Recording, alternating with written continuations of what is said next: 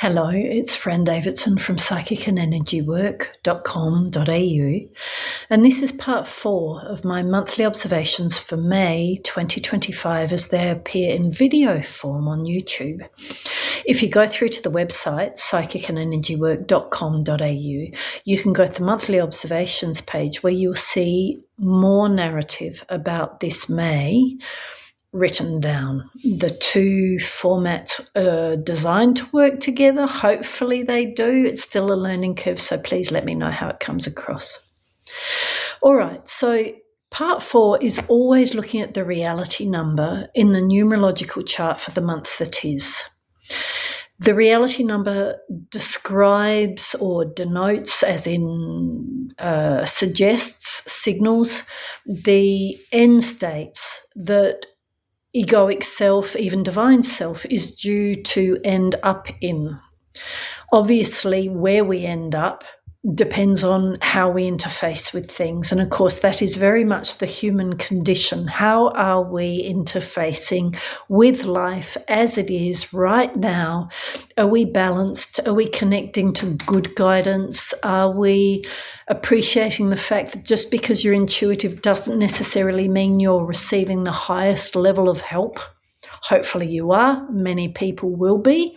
But being mindful, as I've talked about in the other videos for this month, often ends us up in a state where we might think we're well connected right now on a spiritual and therefore on a download, on a guidance level, and yet maybe we're allowing egoic or astral narratives, our own or our other people's or even the collectives, to lead us sort of off path just a little bit. So what do I want to talk about in the reality numbers this month? As I've written on the website to do with the reality numbers for May 2025, 3 and 8 are very much numbers that are about how we're manifesting, what do we want to manifest. And within that, therefore, especially again dovetailing back into the 7s and the 5s in this month's chart, May 2025 could well help you step into the next level of appreciating, actually living, channeling, standing in the awareness that, of course, we're all here to be different. That's a no-brainer. But you see, it's interesting, isn't it? If we take a look around us, how much in the world is encouraging us to be the same? How much in the world is perhaps squashing down on individuality or uniqueness, not as a dynamic that is there to create extra in an imbalanced way, but as a space that wants to liberate selves to actually follow the path they're here to, in a way that obviously takes into account everybody else at the same time and doesn't squash them out the way either. 8 is very much, as I've said before, 8 is the cooking class. How much salt do you want to add to your recipes? Do you throw in a salad every meal or do you not? What's your stomach tell you when you're faced with a cheese option versus perhaps, I don't know, a vegetable one? Yeah? We're each going to have different responses to every single aspect of life, including energetic. Within that, therefore, of course, we've got our responses, our individual, in other words, our unique responses to social life, whether that's social as in recreational or social as in just being in amongst others, no matter what we're doing. Each of us has a solid intuitive side. Some of us, or I'd argue probably a lot of us, are increasingly aware of that, increasingly nurturing that, and therefore listening to that as the rudder on our yacht that helps us end up in the right places.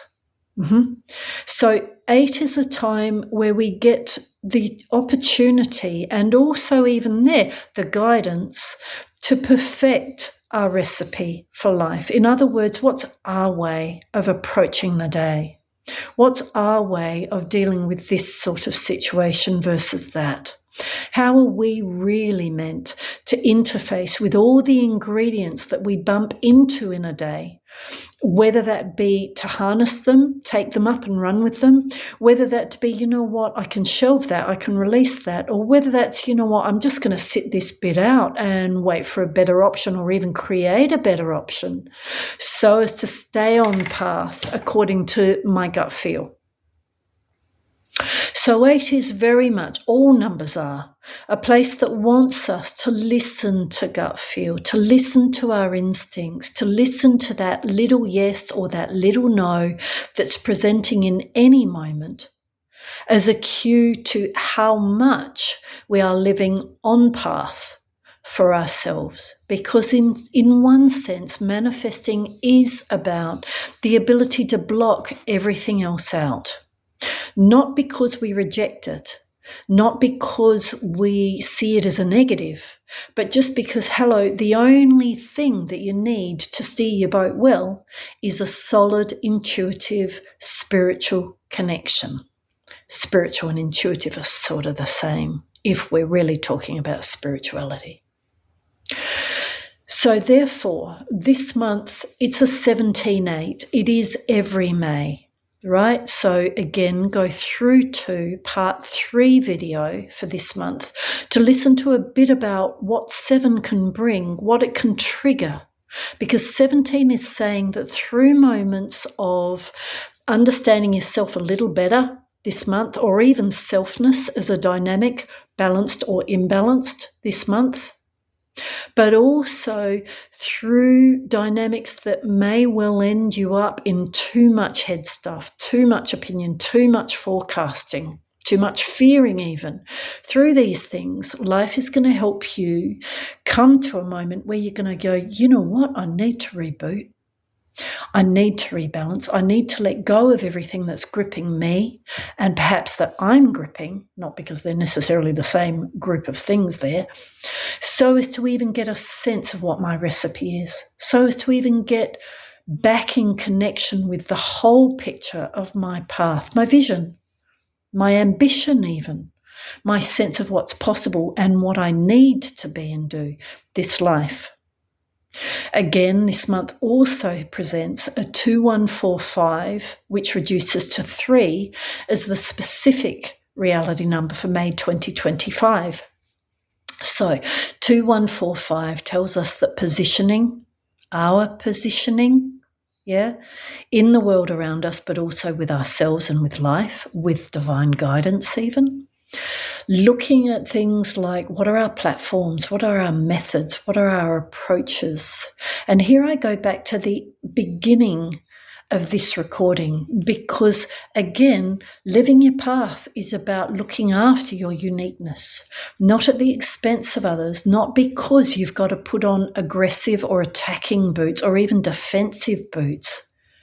Because in a sense, spiritual manifesting is a place where there is no war, there's no tension, there's no struggle with life, there's no rejection of it, there's just choice.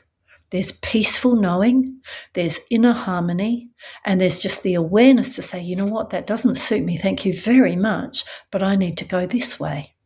Because the more we do this in a way that we are able to let go of each other, not in a negative or in an negatively isolating way, but in a way that creates room for our guidance to drop in and accompany us as a partner in our manifesting. In other words, as a 24/7 presence, not just as something we access when we have time for a spiritual moment or even an intuitive moment.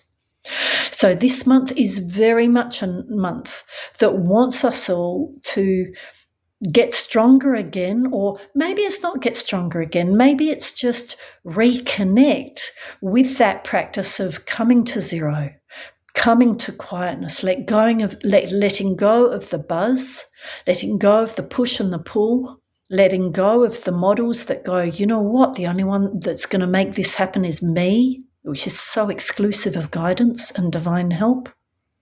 This month is such a time of helping us understand, again, as I said on the website, with respect to the reality numbers this month is a time that is about helping us understand flow.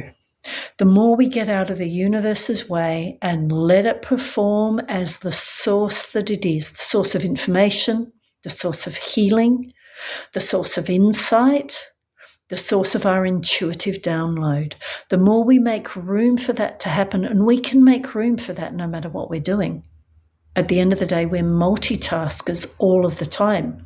We can be doing something but thinking of something else at the same time. We can be having a cup of tea and doing some work at the same time.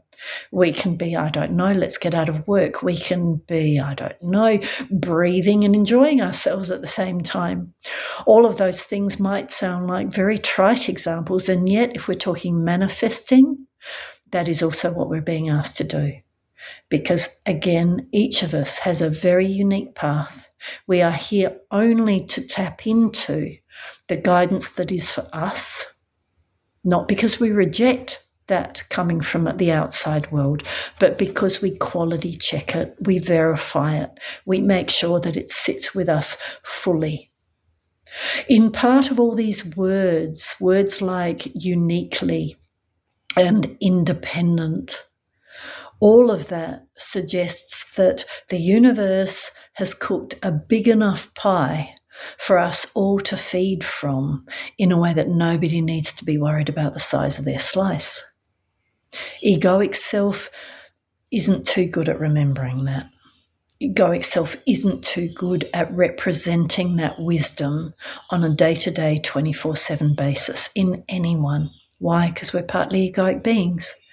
So again, don't be surprised if this month helps you tap into that awareness, or at least dares you, invites you to tap into that awareness in a way that, you know what, through those 5s and 7s in the other parts of the chart, through that sense of quite possibly, you know what, I'm tired of living to a model. I'm tired of being here just living to pay bills or rent.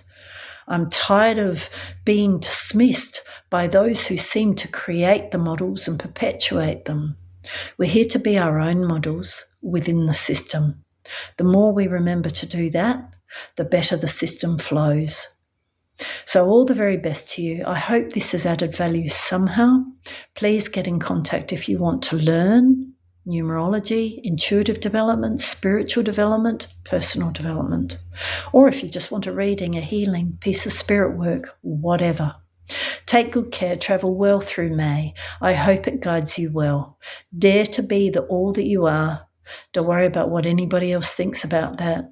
If you're well connected and grounded in the right energies, you will always come to a place where everybody accepts, sooner or later, however they do, in a way that's genuine.